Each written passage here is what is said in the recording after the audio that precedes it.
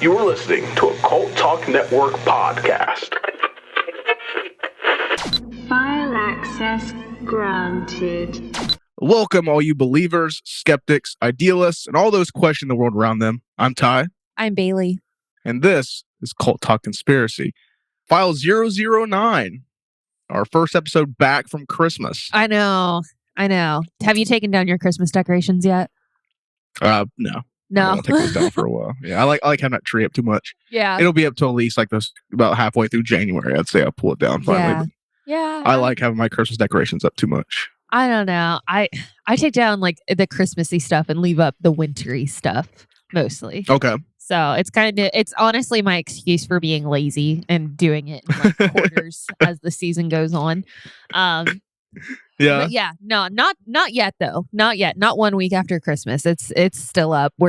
I'm still partying, kind of, not really. Yeah. But yeah, so yeah. And we hope everyone had a Merry Christmas. And more importantly, enjoyed our Christmas special we dropped for everybody last Tuesday. Yes. Yeah, that was really fun to do. Are we talking about the gift exchange? Or that too, but I'm talking about the Cult Talk Conspiracy one. But yeah, we dropped a lot of stuff last week actually for the Cult Talk Net, a very Cult Talk Christmas, as we call it. Yes. So we dropped a lot of special content for that one.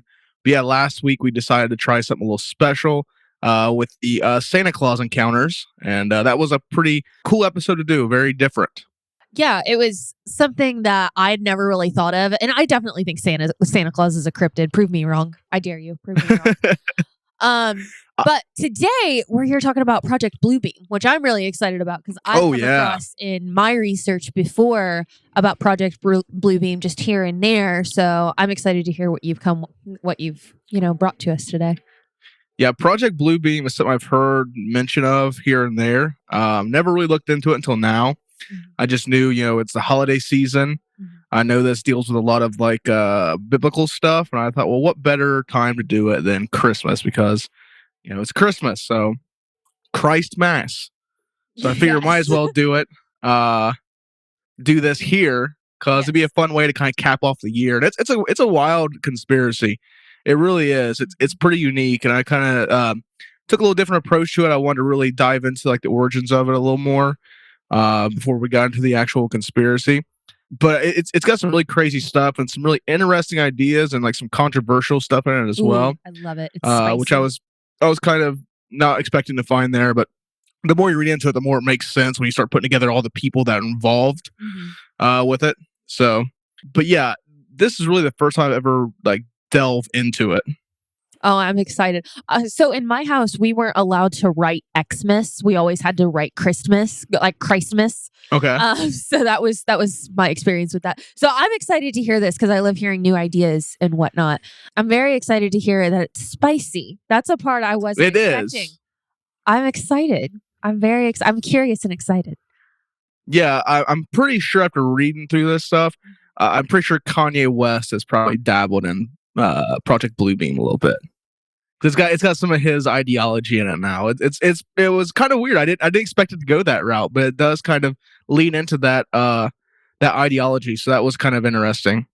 But yeah, once you start going through everything, it kind of makes sense to why the people that believe in it have this kind of belief. So all right, it's pretty interesting.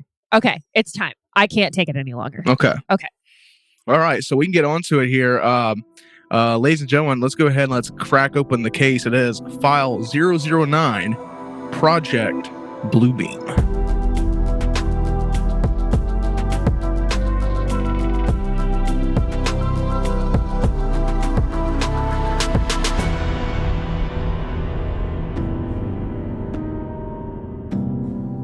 Project Bluebeam. Bailey, have you ever heard about this before? Have you ever you said you came across it a little bit in your research in the past? Yes, I've come across it before in passing. My father also gifted me an entire book on Project Bluebeam that I did kind of skim through, just to kind of. You know what it was called?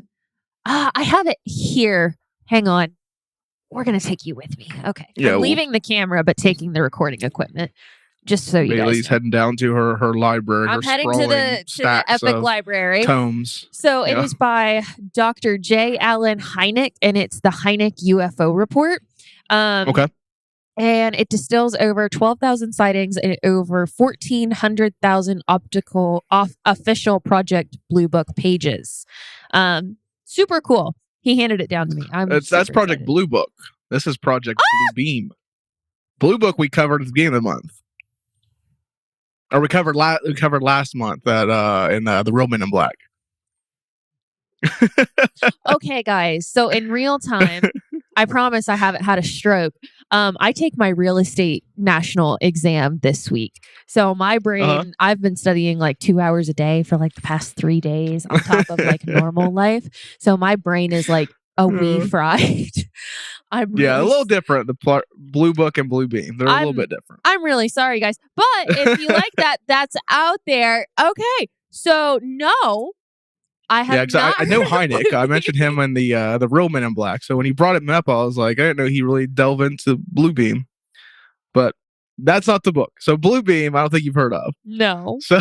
So Blue Beam is a very interesting one. It involves a lot of like global stuff, which I like to do. I like to do those conspiracies that kind of have like this global overtone to them. So I think we'll go and we'll get into it. Now we're going to start here with talking about an organization I know a lot of people are familiar with. So during World War I, U.S. President Woodrow Wilson and several other major world leaders petitioned for a united global authority to maintain peace. This would become known at the time as the League of Nations. But they would later change their name to the Covenant of the League of Nations, which the Covenant part makes me think of witches. Anytime someone's Covenant, maybe it's because American Horror Story or whatever, but when I hear Covenant, I think witches. Yeah. Yeah. I mean, the Covenant of the League of Nations. I don't know why League of Nations just wasn't just that. It should just kept that, had a nice ring to it. LON. I mean, if you ask certain people, a witch is a pretty good insult. So, I mean, depends on who you're asking on. Yeah. You know, I don't know. But hey, yeah, Coven. I like it. I've always thought of that too. This was formulated following the war during the Paris Peace Conference. And in 1919, with 42 nations, the Covenant of the League of Nations took effect. This ran through the 1920s, but in the 1930s, it experienced a number of failings and resulted in several nations withdrawing from the organization. In 1939, the world found itself at the cusp of the Second World War. The Covenant effectively shut down. So it was very short-lived, I guess, in the grand scheme of things. I mean, they lasted for over about 15 years, I would say, roughly, probably 13 years. Yeah. So it was kind of a short-lived thing. It had a lot of people on board, but there's a whole list. If you look into it more, you'll just see where they consistently drop the ball on how they deal with global efforts. So it was a pretty weak effort and didn't really stand out. So in 1939, it disbanded as World War II kicked off. So by 1941, plans were already being moved into place for a new organization, one that would learn from the mistakes of the past in an effort to establish global peace. On New Year's Day, 1942, representatives of the four powers, these four powers were the major allied countries, which were the United States, the United Kingdom, the Soviet Union, and the Republic of China. They all met to sign the Declaration of the United Nations. And the next day, 22 other nations signed as well. I thought that was pretty cool. On New Year's Day, they all met to do it. I thought that was kind of a cool little showing of change and renewal. I thought it was kind of neat. That's sweet. They chose that day. It would have been super cute if they like met at midnight and like, you know, like we're going into this signed at 12:01. Signed at 12:01. Yeah. I would have loved it because you know you always see the Instagram influencers that are like, "Kiss me while it's 11:59," and that way we go into the new year together. I mean, I haven't asked Bud to do that. No. You follow a lot different Instagrammers than I do. I think. I aspire to be an influencer, but don't want to put any of that work into it. So the next day, 22 other nations signed as well. Collectively, these allies became known as the United Nations. with a joint effort in declaring war on the Axis powers. So that was basically there was several things you had to do to join the United Nations. One of the main things was once you signed up, you effectively declared war on the Axis powers. Oh, So to be a part of the UN, you had to declare war on the Axis. So I feel like that's kind of what's the word I'm looking for? Contradiction, or that kind of contradicts themselves, because it's like, aren't you supposed to be? Well, I don't know enough about the Axis powers. Let me preface that. They were evil. Pretty evil people. Okay. So basically what they were saying is like either you're with us or against us, is kind of like what United Nations was doing, which can be looked at in a as a wrong thing to do. But at the time they were fighting the Axis powers, which were a pretty big group of just evil people. Okay. But basically that's what they were doing. They were saying like either you're with us or you're against us. And if you sign up with us, you have to be against the Axis powers. So to be able to be part of the United Nations, you had to declare war on the Axis powers. So by 1945, 51 nations were represented by the UN. 1946 saw the first General Assembly meeting and debates on international topics. They also, I think later in that year, founded the UN headquarters, which is in New York. And that area where it is considered international ground. So no one, it's that portion, that building is owned by all the countries within the UN, basically. So since its founding, the UN, its mission statement was maintain international peace and security, protect human rights, deliver humanitarian aid, and support sustainable development and climate action. Despite all the pitfalls and shortcomings of the UN, it would be hard for anyone to deny that global peace and unity is a wonderful concept. I mean, right? Well, unfortunately, to some, not so much. The fundamental idea, but rather not so much the idea of peace, but the organization, a lot of people kind of are kind of uncomfortable by. Yeah. So how much do you know about the Bible? A lot. A lot. Well, probably not like. We're talking about the Bible, like the Christian Bible. Okay, so then like I know. Don't get confused with the Quran or anything. Like, okay, wait a minute. Which Bible are we talking about? It depends, older New Testament, because I know. I don't know. More. Okay, then probably a moderate amount then. Yeah, I don't even own a Bible. I don't know. You don't own a Bible. I'm pretty open about my feelings for organized religion, but no, I don't own a Bible. I don't care to own one. Yeah. You support whatever you want. I don't think anyone should be judged for their beliefs, but just not my cup of tea. Yeah, no. But I don't own one. I know a little bit about the Bible. I was like pretty heavy into religion after high school. I got into Christianity, so I was doing that for a little bit, but that's pretty much it. Not too much beyond that. I know kind of like base level stuff on the Bible, all the highlights, hits, stuff I learned a lot about conspiracy theories, because the Bible is a hotbed for conspiracy stuff. Oh my God, yeah. We were just watching Ancient Aliens the other night, and it brought up the Bible, and I'm like, okay, that's another Bible one. Okay, I mean, you find Jesus was an alien. Yeah, Jesus was an alien. Oh man. I don't know. The disciples were all aliens and whatnot. Could be 12 different alien species. 12 different alien species. That the devil actually came from lizard people. That's one that I can't wait to cover. I'm excited. I cannot wait for that. I love reptilian stuff, but we're gonna get off topic if we get into that. I know. Where were we going with this? Yeah, Bible. Okay. So what do you know about the Bible? Yeah. Yeah, not a whole lot. I know more about the Old Testament than the New Testament. I mean, but ultimately, like, I'm pagan, so most of the Bible that I know is like stuff that has been thrown at me that I've had to go back in and like research and be like, no, it actually says this. Yeah. So, and that's putting it in a really kind of bratty format, to put it PG. but no, like, I mean, I own a Bible. My dad gave it to me. My parents are, both very religious. So, and most family and all that. I mean, they understand. Like, they do them. I do me. Oh yeah, sure. Great. As long as they don't respect your own beliefs, I think that's fine. Yeah, like, believe whatever you want. I don't care. As long as you're not hurting anybody. Yeah, exactly. I think you can do whatever you want. For sure. So, in the Bible, specifically the Gospel of Daniel, there's mention of 4 great beasts. Now, if you remember right, Just a few minutes ago, we talked about the UN, where we talked about the four powers. That's what they call themselves. So Daniel 7:23. As for the fourth beast, there shall be a fourth kingdom on earth, which shall be different from all the kingdoms, and it shall devour the earth whole, and trample it down, and break it to pieces. This fourth beast is described as having 10 horns, which represent 10 kings that will make war with the saints and prevail over them. This beast is once again discussed in the book of Revelations, arguably the most metal book in the Bible. Revelations 13:1. I saw a beast coming out of the sea. He had 10 horns and 7 heads. There were 10 crowns on his horns. On each head was an evil name that was displeasing to God.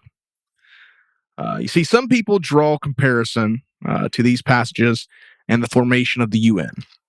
The 10 horns are often compared to 10 nations united and controlled together by the Antichrist. That's what a lot of people believe. Many people also draw comparisons to another story in the Bible. This one I'm kind of familiar with. Citing that now, a lot of people say, not the UN or even the Covenant of the League of Nations are mankind's first attempt at global unification, but rather the story of the Tower of Babel. I don't know if you're familiar with that or not. The Tower of Babel. Heard of it. Heard the name. Very unfamiliar. So the Tower of Babel was a massive tower to be erected by a congregation of humanity to defy God. This was after the flood. So people weren't too happy with God. He wiped out a lot of people in this flood. Not a lot of people were happy about it. So in retaliation, they decided they were going to build this tower to reach heaven so they could be independent. They don't need God to get to heaven. They could just go to heaven. You can just climb this tower and go there. So God, in defiance, he confused the language of man into different dialects so they could not communicate. So that's where, biblically, that's where all of the different dialects and language comes from. It's from the Bible. That's why we have different people speaking different languages. So it was to keep everyone from working together to build this tower to heaven. Is the UN less about uniting everyone in world peace or more about global control, is what a lot of people question. That's what kind of stings a lot of people the wrong way, is that maybe it's not so much about unifying us to be peaceful, but unifying us to be controlled. And if so, is it all led by, the greatest evil of all, the Antichrist? For sure, one man in particular believed that to be the case. Born in 1945, French-Canadian Sergei Monast, I think so you pronounce his name, Monast, Monast. You were very confident about it, so I'm going to believe you. Sergei Monast. Sergei Monast. Monast, yeah. Monast. Okay. Monast, maybe. I think you got it. Monast, yeah, Monast. I'm going to call him Sergei because I know for sure how to pronounce that. There we go. He was a journalist, a poet, an essayist. He began his career in the 1970s while working with the now defunct Canadian political party, the Social Credit Party of Canada. The title most commonly associated with Sergei, though, is conspiracy theorist. Oh, what did he do? What did he get too close to? He founded the International Free Press Agency, where he published his own writings about various paranormal things, typical conspiracy stuff, aliens, UFOs, whatnot. A lot of Sergei's writings were influenced by another prolific conspiracy theorist and a very controversial conspiracy theorist. His name is William James Guy Carr. 4 names. William James Guy Carr. I mean, if you can't pick one, just get all 4. Yeah, I always thought it was weird when people use their full name. I don't know. I don't know. I always found it weird. I'm Ty Alexander. I don't need to be Ty Jacob Alexander. I think people will get it. I don't think there's any other Bruce Campbell podcast. I think of Tyler as your formal name. I only call Tyler? you I think of Tyler as your formal name. No, that's Ty. Yeah. Or in my phone, it's Pod God Ty. So that's more accurate. Yeah. I'll get that legally changed over at some point. Oh gosh. Oh, no. Now, Carr was a former high-ranking naval officer for Canada, and he believed an organization of global elite were plotting to ignite World War III. In his book, Pawns of the Game, he detailed 3 scenarios where this could happen, and that he had come into possession of a report that the Canadian Intelligence Service, which is, of course, the Canadian version of the CIA, they had obtained a copy of a speech by Rabbi Emanuel Robinovich, that'd be what it is. As noted earlier, William James Guy Carr is considered a prolific face in the world of conspiracies, but also controversial, as many of his beliefs do carry a certain racial and anti-Semitic rhetoric. The report that he claimed to have had allegedly stated that in 1952, Robinovich claimed that within 5 years, again, this report came out in 1952, World War III would be in full swing, and there would be no more whites and no more religion. That was the goal of the rabbi and his people, were to ignite World War III and wipe out white people and religion.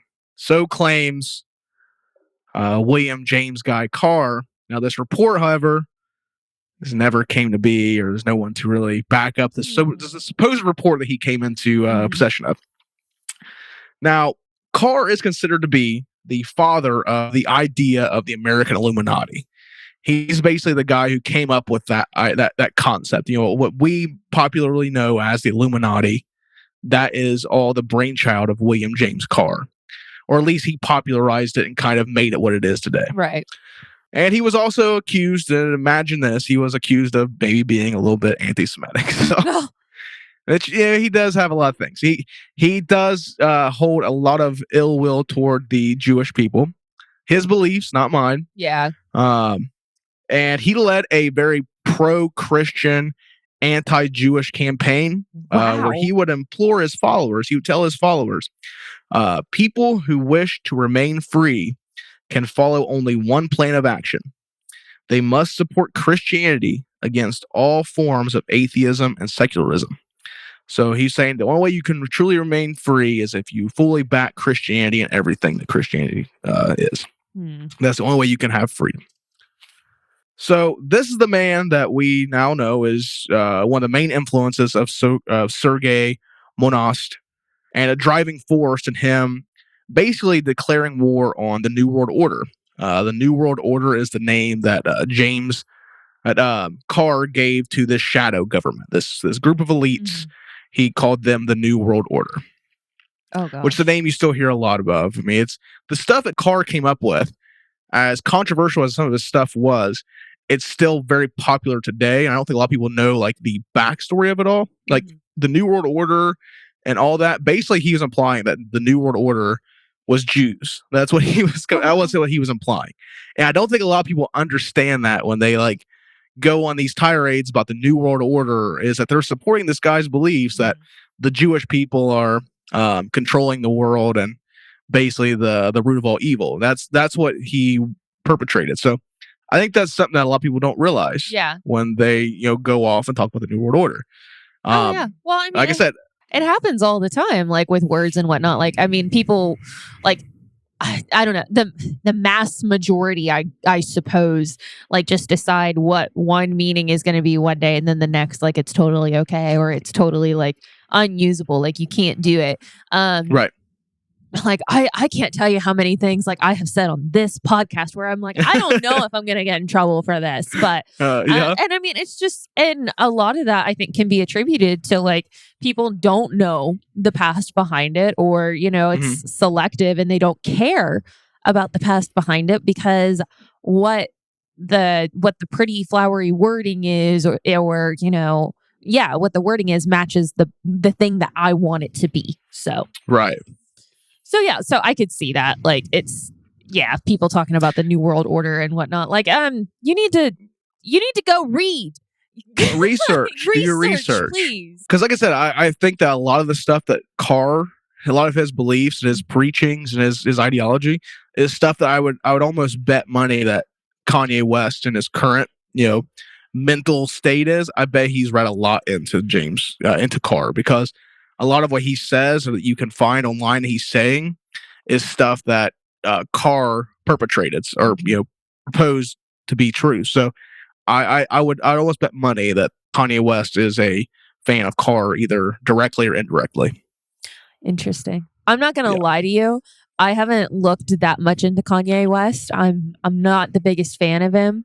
However, like I did see where he called Gigi Hadid a reptile lady or something like that. And I had a good giggle because I was like, what is he doing?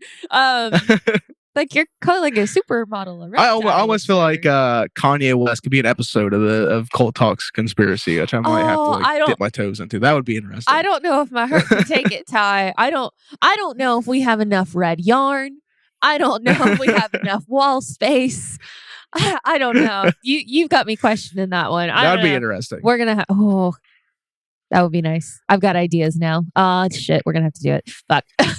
So throughout the 1990s, Monost would write about the puppeteering of the global economy and society by the secret elite. He famously would appear on famed ufologist Richard Glenn's TV show, Esoterme Experimental. It's French, where he repeatedly warned the viewers to beware of the formation of the world government. Now, when you look at stuff from this TV appearance, it's all in French Canadian, so I didn't know anything about it, didn't understand it. But he does keep telling people to beware of the government. That's kind of his thing. He keeps looking at people, telling the viewers, beware of this. Now, what he looks like every conspiracy theorist you've ever imagined in your head. Like it's insane. I imagine when a lot of people poke fun at conspiracy theorists or like draw caricatures of conspiracy theorists, they're drawing Sergei Monost because he looks just this fat disheveled guy with a scruffy beard. He's wearing like a one of those fisherman vests, with all the pockets on it. Yeah, wearing one of those. Just crazy eyed. I mean, he looks like what you imagine a conspiracy theorist is. It's pretty wild. When I seen him, I got in my head every like cartoon or comic or skit I ever saw about conspiracy theorists, and they are definitely basing this on Sergei Monost because he looks like every cartoon of conspiracy theorists. Oh man. So in 1994, he would publish what would become, I think, what most people would consider his most famous work. This was called Project Bluebeam, and then he had parentheticals, NASA, after it. So it's Project Bluebeam, parenthetical, NASA. That was what it was called. He published that in 1994. Did NASA have a hand in this? They do. Okay. Supposedly. Here, Sergei detailed an elaborate plan that the New World Order was concocting. It is believed this project was born from the United States government's alleged research into highly advanced cloaking technology, commonly known as the Philadelphia experiment. Now, Bailey, have you ever heard of the Philadelphia experiment? No. Okay. So I didn't want to go too deep into it because it's its own thing. I don't know. It might be good for its own episode. Mm-hmm. So basically, the Philadelphia experiment is a supposed experiment the U.S. government did, where they were trying to test out basically highly advanced stealth technology. Basically, what they wanted to do was they wanted to turn a warship invisible. So as the theory goes, they were basically just subjecting these soldiers to horrendous experiments with sort of secret technology. And they somehow, at one point, turned a warship invisible for like a split second. Or like, it was a very short amount of time. It like went invisible, and when it came back, people were like exploded. What? There was guys stuck in walls, melted to the ship itself. There was people unaccounted for, just body parts everywhere. And that's called the Philadelphia experiment. It's a conspiracy. I've kind of poked at it a little bit in the past. I've watched a movie called the Philadelphia experiment, which was not as, didn't really go into that whole part of it. But there is that's basically the Philadelphia experiment. We were trying to play with this highly advanced cloaking technology. Now, Sergey, he didn't in his book, he didn't he didn't claim that's where the origin of Blue Beam originated from, but rather that's just an idea that was popularized after its publication. So after it came out, people kind of started to take their own liberties and claim that's where it came from, was it originated from the Philadelphia experiment. So the world government had begun to take interest in research on the limits of visual manipulation. The early 90s, late 80s, early 90s saw major advancements in the realm of computer-generated imagery in film, and Sergey believed that there was more nefarious advancements that the world government had to their disposal. Mm-hmm. So, in the 90s, late 80s, you had things like Tron that came out. You had things like Toy Story, Jurassic Park, Terminator 2. Like these movies that came out like blew people's mind because of this highly advanced, this computer-generated technology we'd never seen before. I mean, as a kid, I remember watching Jurassic Park, having my mind blown. Oh yeah. I remember seeing Terminator 2, like seeing Robert Patrick, melt into liquid metal, like blew my mind as a kid. Still blows my mind. So, it's really great effect. Really, these effects hold up. It's crazy. Oh yeah. I remember the Toy Story trailer. I saw it on TV. I was 6. I was 5 or 6 at the time. Mm-hmm. And I remember I was at my grandparents' and I recorded the commercial on a VHS. Aww. So just the commercial. And I remember I would go in my little playroom I had and I would watch that trailer over and over and over. I'd watch trailer, rewind it, watch trailer, rewind it. Cause I could not comprehend what I was seeing. I was so flabbergasted by this animation on TV. I remember that very vividly. Just having this VHS tape, and all it had was the trailer for Toy Story on the TV, the 30, 45-second trailer for it. Oh my gosh. That doesn't shock me at all. It. I mean, it's so adorable. I just love that you were 5 or 6 years old and already knew how to record VHS tapes. Oh, yeah, I knew. Oh, my gosh. I was a fiend at that. I had so many movies recorded off TV. I knew how to do that. I would pop it in, record it. I used to know how to use TV Guide. I'd get on there. I'd find the shitty movies. Even as a young age, I was watching, The Blob and things like that, and recording them on VHS and just having these VHS tapes of shitty horror movies and stuff. Oh my gosh! Very young age, this whole started. I just learned not too long ago how TV Guide actually worked. That you would get a new thing in the mail. Oh yeah, I just learned that not too long ago. I came out from under the rock eventually, guys. It happened. This is what happens. So we didn't get a TV Guide. We had the Gazette, and it would I think every Sunday it would be the big issue of the Gazette on Sundays. It would come with a week TV Guide thing. It'd come with basically a printed page of all the channels and what was going to be on for the week. So I would get that, and I would go to Sci-Fi and USA and TNT, the channels I knew had these movies on. I would find them, I'd highlight them, and I knew okay at 10 p.m. on Saturday, Mosquito was going to be on USA. So I got to be up. I got to set the VCR, record that, and record it. All at 9 p.m. Saturday night, Python is on Sci-Fi. Okay, I got to get up, record that. It was I had that stuff down to a science. I had a massive recorded VHS collection of just shitty horror movies. Oh man. I have high-end Blu-rays of shitty horror movies. Specifically of Mario Brothers. Specifically. Yeah.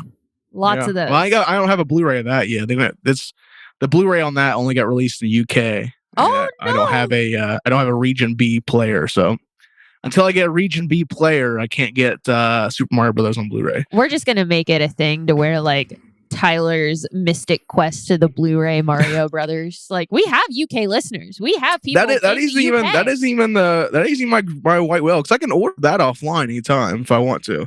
I can easily obtain that. It's just the matter of paying for the Region 2 Blu-ray player. But the thing I'm looking for is the variant cover of the Mario Brothers movie, where the "It's not a game" is above the title. Oh, so gosh. if anyone has that, because I have the copy where it's the title and then it's more than a game underneath it. I'm looking for the DVD where you have the "It's more than a game" specifically above the title. Yeah, it's a variant cover. We had like a bunch of VHSs of like Disney movies, like the ones that were only on TV. I'm trying to think of I can't, of course, like it's right on the tip of my tongue and I can't think of it. I can pull a Mario Brothers movie out at any time. Have one in arm's reach. It's the joy of having a Super. This needs to be above there. Oh my god, that's the variant. Like, but yeah, he literally just reached behind his like couch and grabbed it. Yeah. Like, he's just like right there, like the same place where like people would keep like something to protect themselves or something. Like Mario Brothers. Chuck a Mario Brothers and get them. I mean, I guess they'll be shocked and entertained. Oh my god. Yeah, what's your movies? Sorry, I don't remember. I can't. It's not gonna live up to that. I can tell you that. Yeah. But like, it was just High School Musical movies. Like, I remember there was one time my parents actually like scheduled, we were moving across country and actually scheduled for us to be in a hotel by the time that High School Musical 2 came out on Disney. Like, it was that big of a deal. So that's where my childhood lies, is Disney movies and Nickelodeon.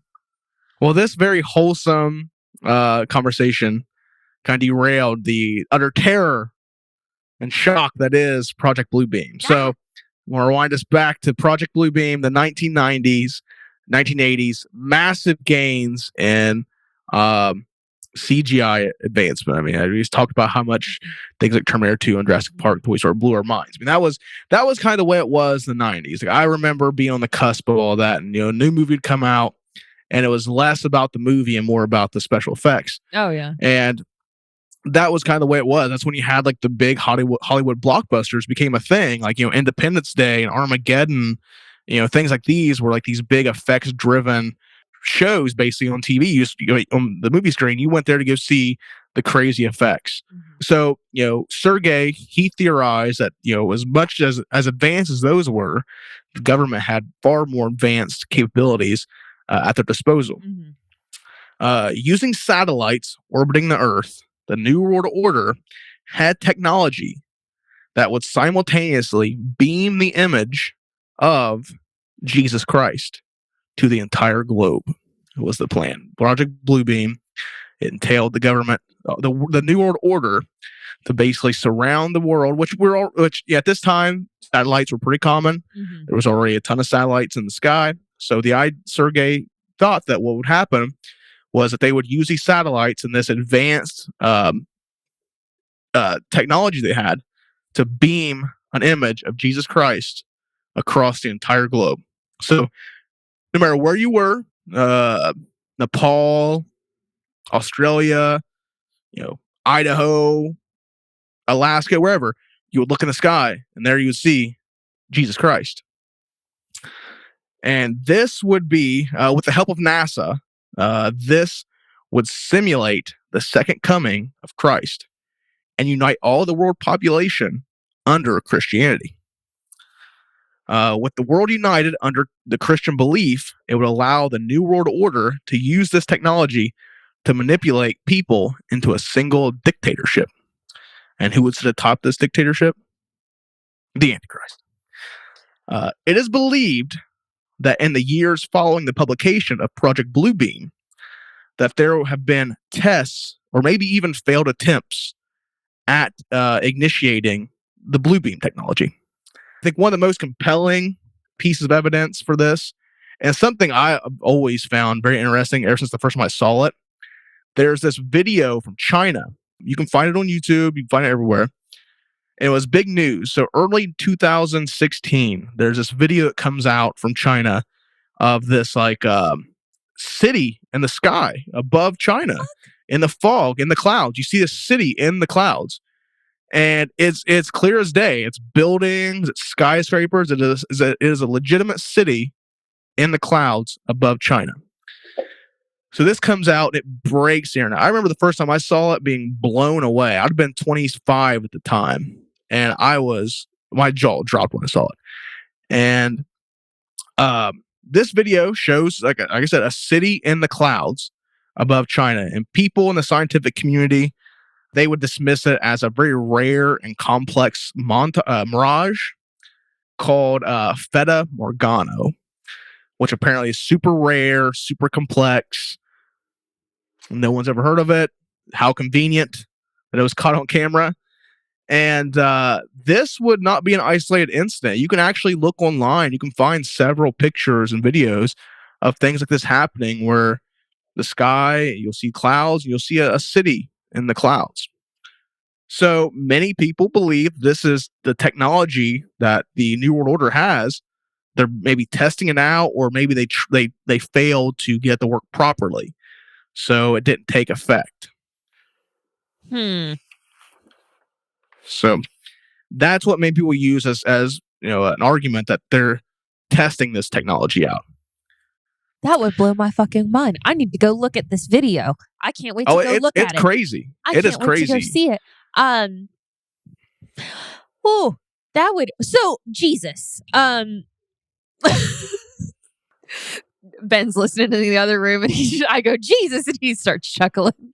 So why are we satellite beaming the image of Jesus, so that we can all? Okay. So Sergey detailed how Blue Beam would operate. Step one, in the weeks, maybe months before the projection, the New World Order would trigger massive earthquakes, which would uncover fake archaeological discoveries. This is to cause humanity to start questioning their beliefs. So basically, they would find like these fake archaeological discoveries. I don't know if they were. I didn't read the book. I'll be honest, I didn't read the book. I was reading articles.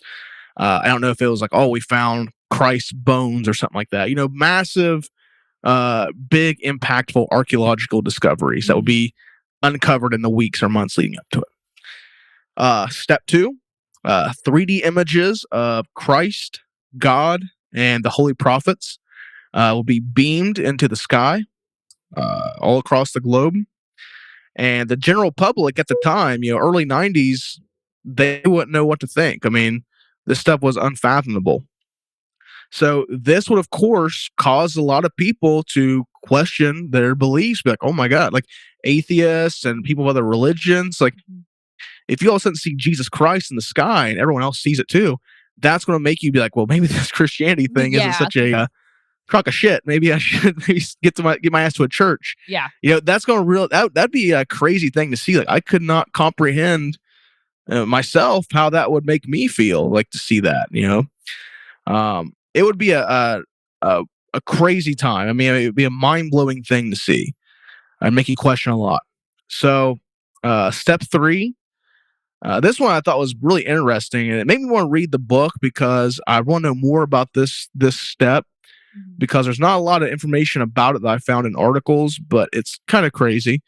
Using advanced technology, two-way technology, the Antichrist would be able to electronically control the thoughts of the masses.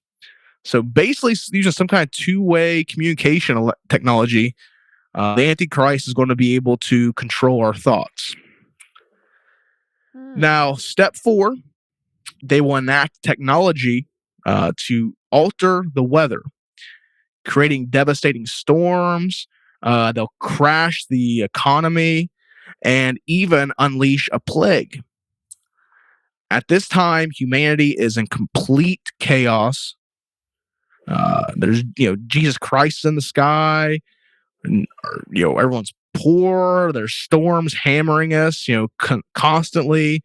Everybody's sick. Well, we have no other choice at this point but to turn and look to the Antichrist and the New World Order as our only salvation. Hail Satan. Hail Satan, basically. That's the idea. Basically, this is to, I guess, just shock everyone and break everyone down to where they have nowhere else to look but the New World Order.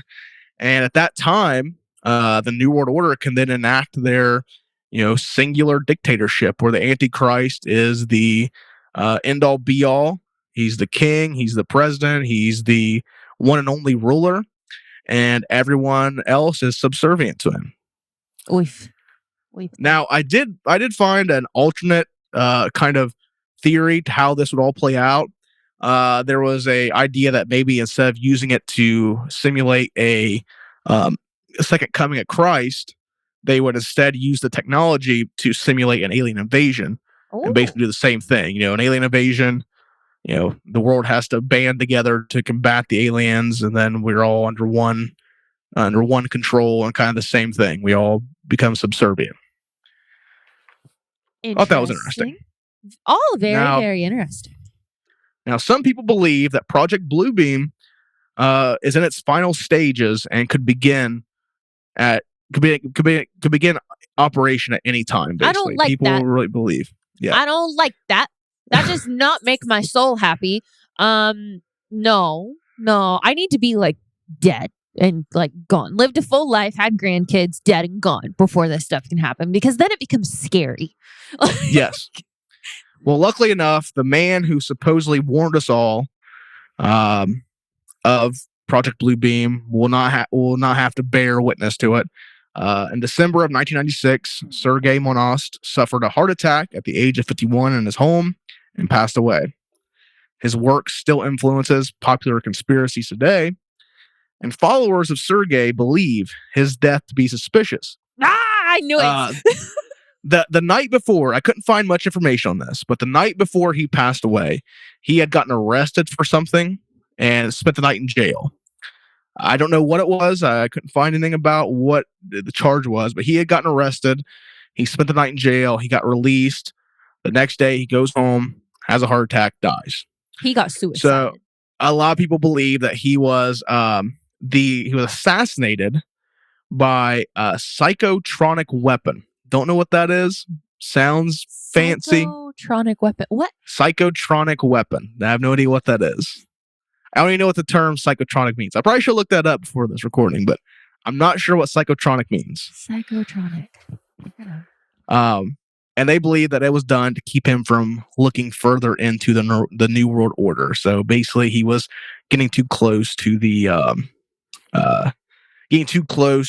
truth, and they had to take care of him by psychotronically assassinating him, I guess. There was no other way. He knew too much. He knew too much. Yep. And that was Project Bluebeam. I found a couple interesting things I want to throw in at the end. One, talking about the religious, the religious hesitation toward the New World, the United Nations, and the New World Order. When the UN was formed, the Mormons? Mm-hmm. The Mormons, they still renounce the United Nations as a concept. I believe it's the Mormons. Could be wrong on that. If you like United Nations, I apologize. I'm pretty sure it's the Mormons. They basically disavowed the idea of the United Nations.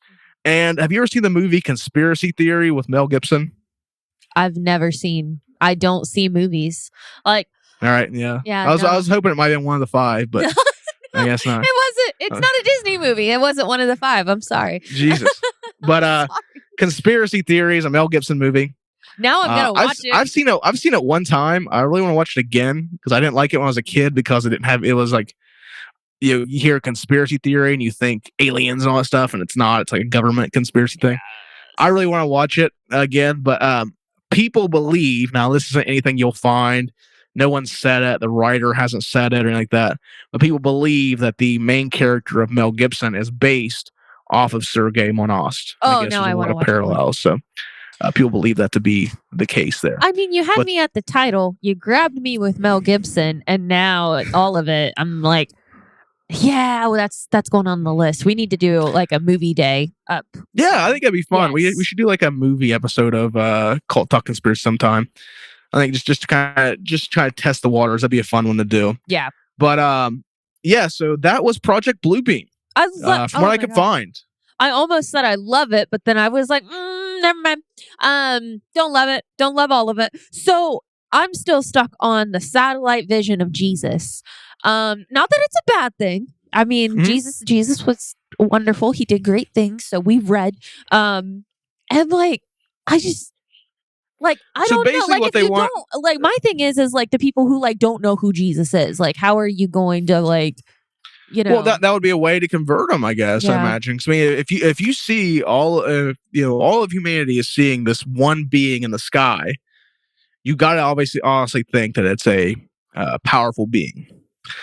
Now, I do want to bring this up because I don't want anyone to tag me on this or be upset I didn't mention it. So, Sergei Monost is credited for the origins of the Project Bluebeam, but he may not be the one who came up with the concept. Oh, now Gene Roddenberry. Do you know who Gene Roddenberry is?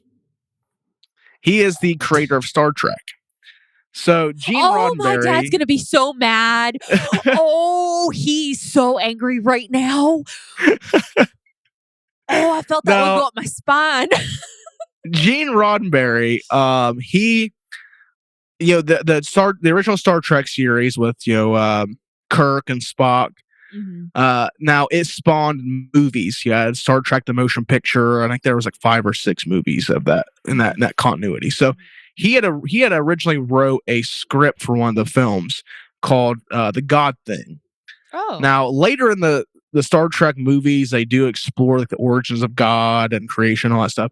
Well, the the script he had called The God Thing was supposed to be basically a similar concept what Project Bluebeam would be. The God Thing basically told the story of an alien being coming to Earth and claiming to be God. And he would, basically take control of the Earth, and then the Star Trek crew have to come and stop him, basically have to reveal his plot. 'Cause, he's just an alien. He comes to Earth and has, I guess, advanced powers. A very similar plot to a film called Assault on Dome 4 is what it's called. Assault on Dome 4. And it has Bruce Campbell in it, and he's the villain. And his whole character-driven plot is that they have discovered a planet of these like subhumans who are are basically like early evolutionary humans. Oh my gosh. But they're following the same evolutionary track as humans, but they're just not advanced yet. So his villainous plot was that he was going to go to this planet and, because he's a human, he's like advanced and has technology and guns. He was going to basically come there and proclaim to be their god and shape the world in his image. It's kind of a similar thing to that. Bad, Brucey, bad. Brucey. But so the God Thing that Gene Roddenberry wrote, that's kind of the same concept as Project Bluebeam, is that this alien with advanced technology and advanced capabilities comes to Earth, claims to be God, and unites the world, but the whole purpose is just to control the entire world. So he wrote that, and it never got made into a movie. He was going to publish it into like a Star Trek novel, but it never got published. He claimed, and I mean, I don't know if it sounded a little like iffy the way he put it. He said it didn't get published because it dealt with God and it conflicted with the beliefs of people at the studio. So I don't know if he was maybe implying there was some I don't know, some very discrimination, some very car-esque things going on there. But I don't know if that's what he's implying. I don't know if Gene Roddenberry is that way, but it just sounded that way to me. But it never got made into anything, but it was one of those things that got circulated amongst like Star Trek fans and science fiction fans, because from what I understand, it's a very good story. It deals a lot with control and creation and desire to find your creator and all that. So that was what made people have kind of cited as like he stole this concept from Gene Roddenberry. Oh. And I guess there's also a script for Star Trek: A New Generation or Next Generation that is also similar as well, that people kind of also say that Monos maybe got the idea from that. Interesting. Yeah. Interesting. I wonder, I don't know, because I never like to think that like someone like stole another idea from the next. I wonder if it was maybe like more inspired, because I definitely think I that, would say inspired yeah. because, I mean, as much as it is, he doesn't say like, because I mean, that could be a whole conspiracy in itself. You know, an alien comes to Earth and, that could be a good movie, actually. God comes back to Earth and is it God or an alien? That's interesting. It's an Listen, interesting plot. Might have to we, hop on that. Me and Eric have to write that. hey, you're not Yeah. gonna Or you can write it too. I guess we can have a female perspective. Oh yeah, female. Cast Yeah. Amy Schumer in it or whatever. Oh. But yeah, it that's a very interesting concept itself. But yeah, so I mean I think that his idea of it is different enough to not say he stole it from Gene Roddenberry. 'Cause Yeah. it's two separate things. I feel like. Well, I mean, I think if you did that, you could probably say that he got also probably on the same level. I'm going to go ahead and say that he got the same level of inspiration from the Bible. Yeah. Because there's a lot of like biblical references in this. Like, I mean, especially with like step 3, like the first thing that I thought of when you said that a tech with like a two-way transmission with the Antichrist and it would consume like the thought of the masses. The first thing that I thought of was, and the meek shall inherit the earth. So Yeah. it's like you can make that correlation there. So I don't know. I think he's pulling. I mean, from like any, I don't know. I guess from one conspiracy theorist to the next, you're pulling from like a lot of different theories and Yeah. pulling it all together into making sense. Which is a thing that I have noticed in like just doing the research for Cult Talk Conspiracy. Even with this, I touch on the Philadelphia experiment and the New World Order and things like that because a lot of conspiracies do kind of just run parallels with each other. Writing Men in Black, there was a lot of different things with Roswell and the Mothman and things like that. I mean, a lot of these conspiracies do run parallels with each other. And two, I mean, religion is a powerful thing. I think that say what you will about Christianity, but I mean, it's a very viable business. If you want to say anything else, I mean, that's a very viable business. I mean, can only imagine the amount of money that those churches and organizations pull in. I mean, it's a lot of power over people. A lot of people shape their entire lives around the belief that's in this book. So if you're able to harness that on a global scale, you can do whatever you want. I mean, I would think that, Christianity being as it is, that, as many fanatics, things like that, it would probably be a very, I think it'd be kind of a bad idea to try to harness that religion. I feel like it'd be better to like create your own. Yeah. Because I feel like if, Jesus comes and, says, hey, I'm real, there's gonna be a lot of people that turn their heads on some of the more, maybe not so nice parts of the Bible and start acting those out. And that's scary. But I feel like, if this was a ploy by the New World Order, they would just kind of do their own religion. Yeah. I mean, they would have a big enough platform, obviously, being the New World Order and everything. I mean, if you're like, it would be, and here we go. So if like the New World Order wanted to like instate a politician in a certain area and they're like, oh, well, I'm this new religion and whatnot. And, this is what I do and everything. Because, if like normal Joe Schmo did that, it would get painted like a cultist or, like a, something crazy. But if you have this person of stature coming up and doing it, like it definitely probably would have been a lot more work actually. But I mean, it could be done. It could be done. Yeah, because I do. At the end of the day, I guess Jesus, Christ is a very familiar iconography. I mean, everyone knows what Jesus supposedly looks like. The Americanized, whitewashed version of Jesus Christ is everywhere. Yeah. I mean, it's so. I imagine if that popped up in the sky like that, just white, long-haired, bearded, guy popped in the sky and said, "I'm Jesus Christ." That would really fuck with a lot of people. Oh yeah.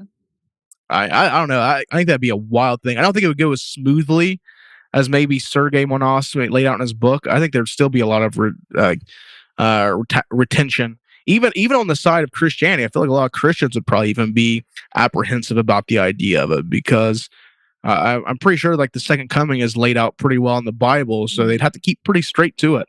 Yeah. Oh, yeah. I think anyone who has read Revelations or has done like in-depth conversation about Revelations, like you know how it goes. Like, Right. it's just that, and it's an easy recipe. But I mean, I would like to think that if I saw like Jesus up in the sky, I would probably think it was like an hallucination.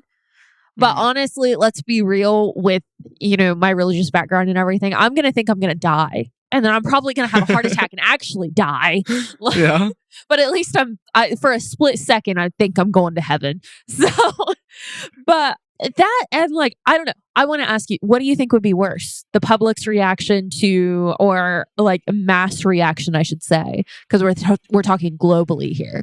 That the second coming of Christ is coming, or that aliens are real. Which one do you think would cause more of an uproar?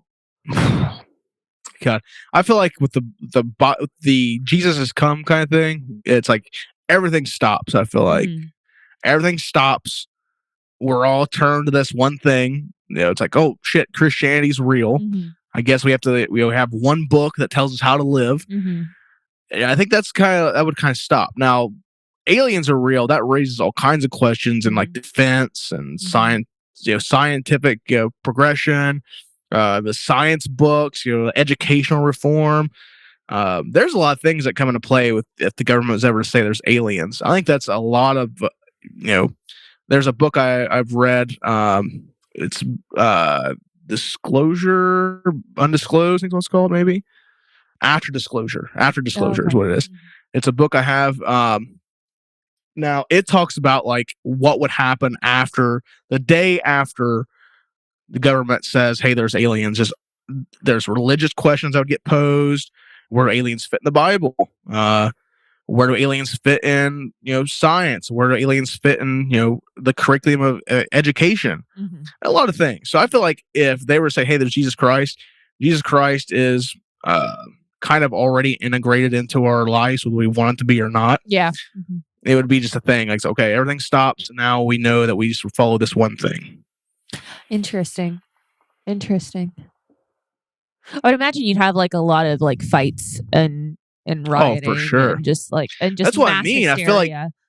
I feel like too it'd be like a thing where, I'm right, you're wrong. Like, yeah, let's beat up these fucking Muslims because they're wrong. Like that's what it'd be. I feel like it would be chaos. Bro, I gotta hide if that happens. Like I just said out loud, I'm a pagan. Like I gotta go fucking hide.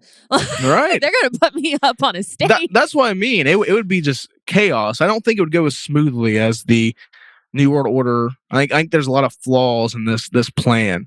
I feel like the alien invasion thing, even though it would be a crazier thing, would probably be the easier things. It's like, all right, no matter what you believe, we all have to unite to defeat this common thing. There's a really cool quote by I think it's Reagan.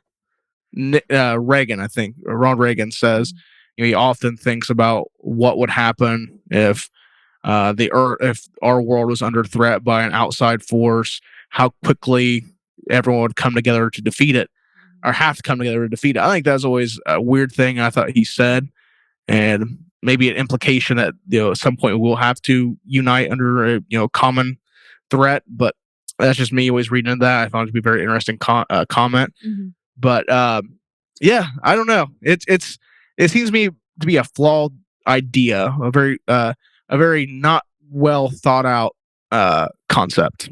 The Project Bluebeam, but a very scary one though. Oh yeah, I will say that. I agree with you on multiple layers there, because I for one thing, I mean, especially kind of with the way the world is now, because I mean, Ty, you know me, you know that I'm all about peace, flowers, and sunshine, and I just want everyone to get along, and I really do want world peace. But like, I really think one day, like, we're gonna have to all like put everything aside and have to come together.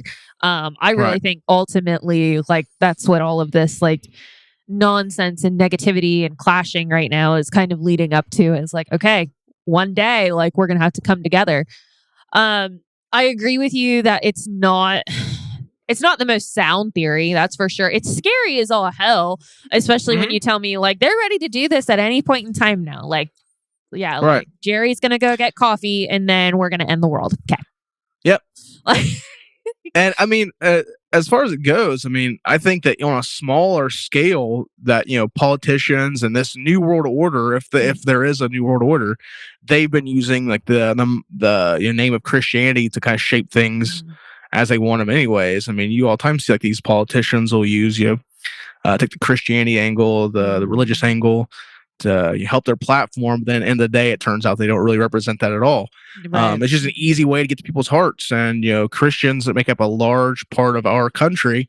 So it's very easy to sway them in that way. Not speaking ill on any of our Christian listeners, but there is a certain thing to be said about using this to. You've really got to look into people. When someone says they're Christian, I remember when I was in church, Tim Tebow was a big deal. Oh yeah. And I remember my pastor talking about how nervous it made him that Tim Tebow was this, basically represented as a Christian athlete, because athletes, especially NFL players, don't have the best record of keeping themselves clean.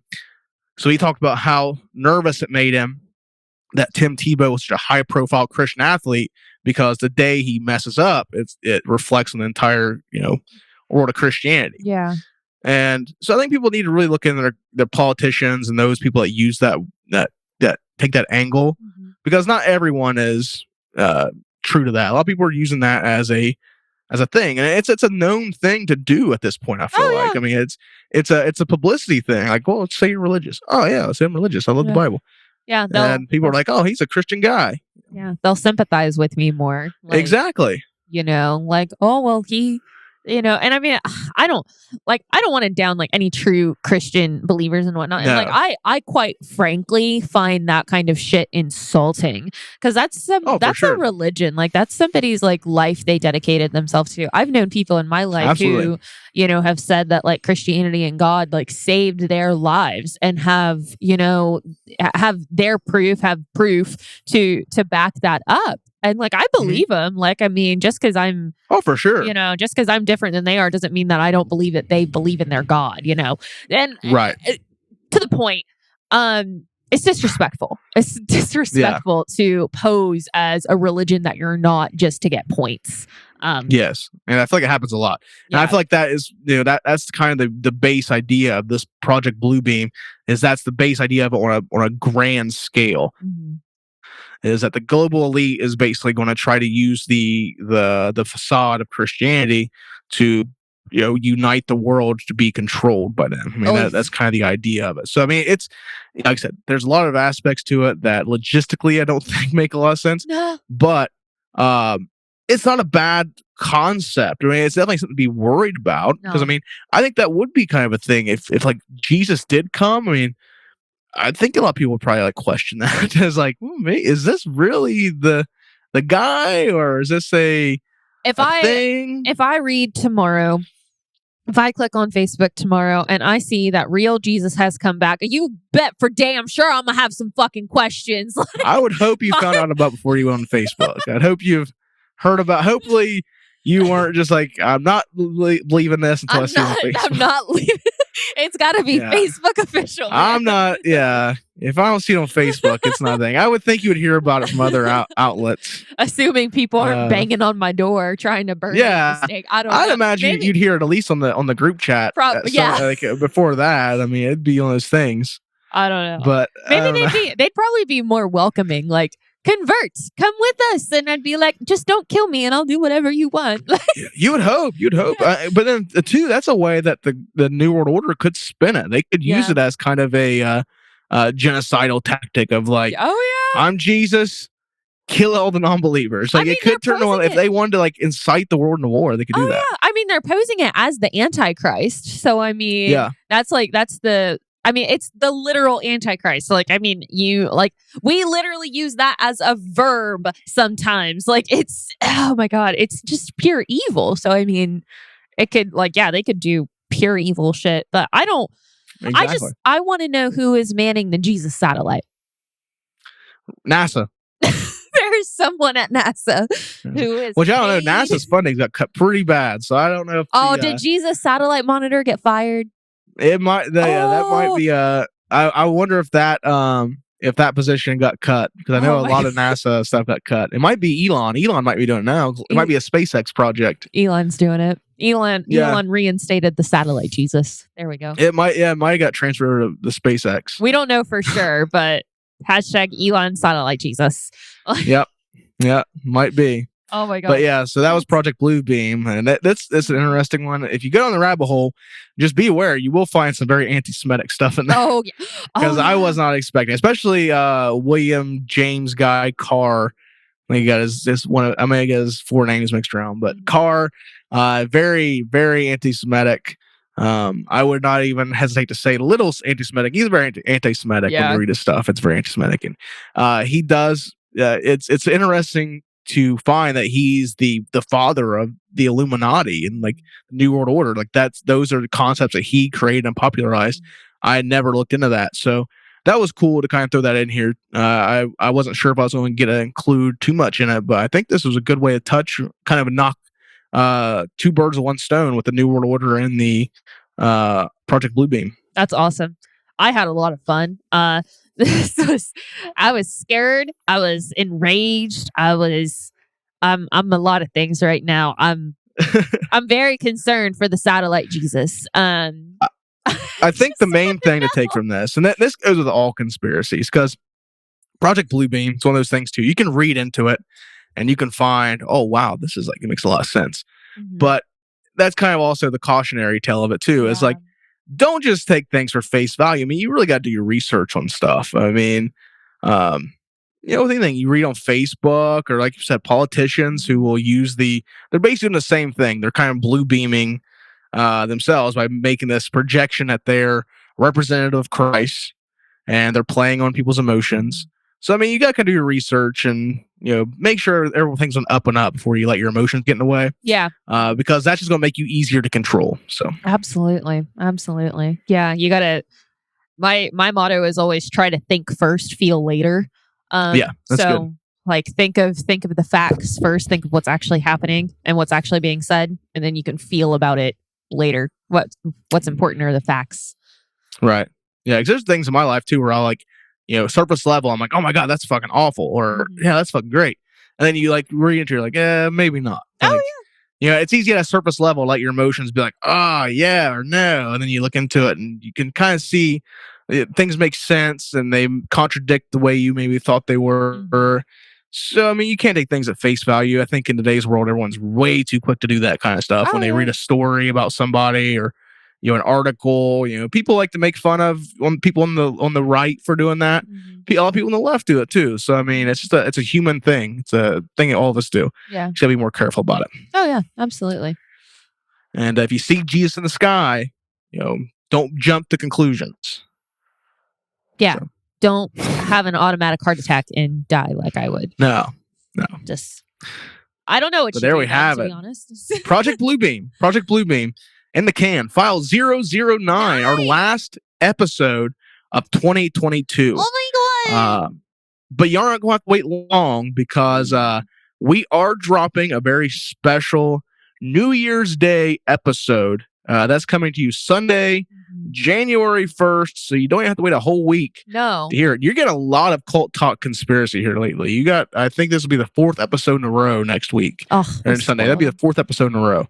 That's crazy. And then you get another episode the week after that. I mean, that's going to be like 5 weeks straight of cult talk conspiracy you've gotten here with file 008, Santa Claus encounters, this New Year's Day special, file 010. It's insane. You get a lot of cult talk conspiracy here at the end of 2022, coming into the beginning of 2023. It's exciting. We decided to be very giving this holiday season. We did. So it's a busy season for us. It's insane. Like, we come off Culttober, which is arguably our busiest month. We do a lot of stuff, and we come off that. Call to Campbell was supposed to take a break, and we ended up doing a whole month of Bruce Fest stuff. Yep. We did Cult Talk Net Thanksgiving Feast. Yes. And then we come into Cult Talk Net Christmas. Yep. I mean, it's a busy month, busy season, busy last quarter of the year. Oh yeah, is when we really kick things into gear. So we hope you guys have enjoyed it all. And for the special that we're doing for January 1st, it's going to be a very different episode because in our specials, like do these encounters. We did Men in Black encounters, did Santa Claus encounters. And next, for New Year's Day, we're going to be talking about our own personal encounters with paranormal things. Yes. I was excited for this one. But then when we got to like the actual telling of it, like I got super nervous. Like I was like, oh my God. So like, it's fine. But I'm excited to hear what you guys think of that one. That one's like super personal for me, at least. I loved that episode. It was awesome. It gives you a taste on like how Ty and I got into conspiracy theories and cryptids and just kind of like this web of weird and, all these storytellings and creatures and all that. So I'm excited for that one to drop. Yeah, that's going to be a fun one. So it's very personal. It was the stuff I was telling there. I've never really told many people outside of a couple close friends. So, and we tell it to you guys because we love you guys. Yes. The Cult Talk Conspiracy and Cult Talk Net family. So we thank you guys for listening and being part of all this. But and Bailey, after the New Year's Day special, yes, which drops on the 1st, yes, the following week we're dropping File 010, and that's going to be your episode. What are you doing for the first real episode of Cult Talk Conspiracy for 2023? I have my first 3-parter. It is a 3-part. I'm very excited. Wow. I was only going to make it a 2-part, but I have decided that I got to do 3 parts. So we are going to be doing dimensions, the multiverse, and how they coexist with one another, how the dimensions and multiverse run parallel to one another. Very excited. I'm very excited. I cannot wait because, as I've said in previous episodes, like I believe in different dimensions. The multiverse is honestly not something I've dug too deep into, and we're not talking about Marvel. I'm sorry. Okay. No. But I'm very, very excited because like I was talking to Ben about it earlier and he was like, that's just a hole that just keeps going downward and downward and downward. So it's going to be a long one. I'm very excited about it. I'm excited to show you guys a lot of the theories that I found that have swayed my personal beliefs and, want to hear what you guys think. Yeah, that's gonna be a trippy one. I mean, that's some mind-bending shit. Mm-hmm. And like Ben said, it's like one of those rabbit holes. You go down, and it's insane. That China video I talk about, the city in the sky. People have also theorized that's like I guess a clipping between dimensions. Like that's we saw literally what my first thought was. I wonder if we got like a glimpse into another one, and did they see us? Would be my next question. Yeah. Like, did they look down and see another city? Or is that their everyday? Like, can we not see them? And they were like, shit. Like, somebody forgot to work the shield. Like, fuck. But yeah, I'm very excited. I might look at that a little bit and look at the theories. You should. I bet it might come up on your research. I bet it'll come up because that's kind of like the other main theory that it was another dimension. Oh yeah, we got to touch on it then. Absolutely. Yeah. But there you guys have it, File 009, the last episode of 2022. Project Bluebeam. We want you let us know what you guys think of the of this theory and what you think of the simulated second coming of Christ is basically what this is. And the New World Order trying to gain control. I mean, it's a very scary theory. Mm-hmm. Like we said, I think there's some holes that could be punched in it pretty easily, but it is very scary thought and maybe something that is being acted out today on a much smaller scale. But who knows? That's the fun about conspiracy theories. Yep, we don't know. You guys can follow us at Cult Talk Net across the board. That's Twitter, Instagram, Facebook, YouTube. Everywhere at Cult Talk Net. It's very easy. If you can look that up, you'll find us. You can find Cult Talk Conspiracy every other Tuesday right here. You can find Cult of Lore every other Thursday. You can find Cult of Campbell on Mondays, and I believe Cult of Russell is here. I need to get the schedule for that. I don't know. We debuted Cult of Russell on Christmas, so yes, I'll have to get back to you guys on when that is. That is my man. But there you guys have it. That's the whole gambit of Cult Talk Net. And you can find all the information about these shows at Cult Talk Net on Instagram, Twitter, Facebook, YouTube. Until next time, I've been Ty. I've been Bailey. Question everything.